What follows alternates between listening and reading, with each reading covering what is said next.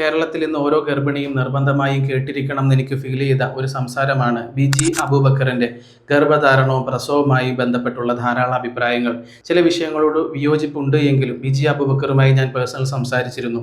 അവർ ഹോസ്പിറ്റലിൽ പ്രസവിക്കാൻ പോയ ആദ്യ സമയത്ത് അവർ കൃത്യമായി പ്രസവവേദന വന്നതിന് ശേഷം മാത്രം പോവുകയും അവിടെയുള്ള ഒരു അനാചാരങ്ങൾക്കും ഒരു കീറി മുറിക്കലുകൾക്കും അനുവാദം കൊടുക്കാതിരിക്കുകയും പ്രസവം കഴിഞ്ഞ് കുഞ്ഞുമായി സ്വസ്ഥമായി വീട്ടിലേക്ക് വന്ന വളരെ സ്വാതന്ത്ര്യമായ സ്വന്തം അവകാശങ്ങൾ മനസ്സിലാക്കിയുള്ള ബിജി അബൂബക്കറിൻ്റെ പ്രവൃത്തി അഭിനന്ദനാർഹമായി തോന്നി. അതിനുശേഷമുള്ള പ്രസവങ്ങളൊക്കെയും ബിജി വീട്ടിൽ പ്രസവിച്ചപ്പോൾ ധാരാളം സ്ത്രീകൾക്ക് വീട്ടിൽ പ്രസവിക്കാൻ വേണ്ട സഹായങ്ങൾ ചെയ്തു കൊടുത്തപ്പോൾ കേരളത്തിന് വലിയ അഭിമാനമാണ്. തീർച്ചയായും ആശുപത്രിയിലെ പ്രസവ ചൂഷണങ്ങൾ, പ്രസവ ഉപദ്രവങ്ങൾ പലപ്പോഴും നിർത്തേണ്ട സമയം അതിക്രമിച്ചു കഴിഞ്ഞു. പുതിയ തലമുറ പലപ്പോഴും വിവാഹം മടിക്കുന്നു എന്ന് നമ്മൾ പറയുമ്പോൾ പ്രസവത്തിലുണ്ടാകുന്ന ഭീകരതകളും പ്രസവത്തിൽ കാണിക്കുന്ന ചൂഷണവുമാണ് പലപ്പോഴും അതിന് കാരണമെന്ന് പലരും അറിയാതെ പോകുന്നു. അതുകൊണ്ട് സ്വസ്ഥമായി സ്ത്രീകൾ പ്രസവിക്കട്ടെ. പ്രസവ കേന്ദ്രങ്ങൾ നരകയാതന അനുഭവിക്കുന്ന തരത്തിലുള്ള ചൂഷണങ്ങളിൽ നിന്നും മുക്തമാകട്ടെ.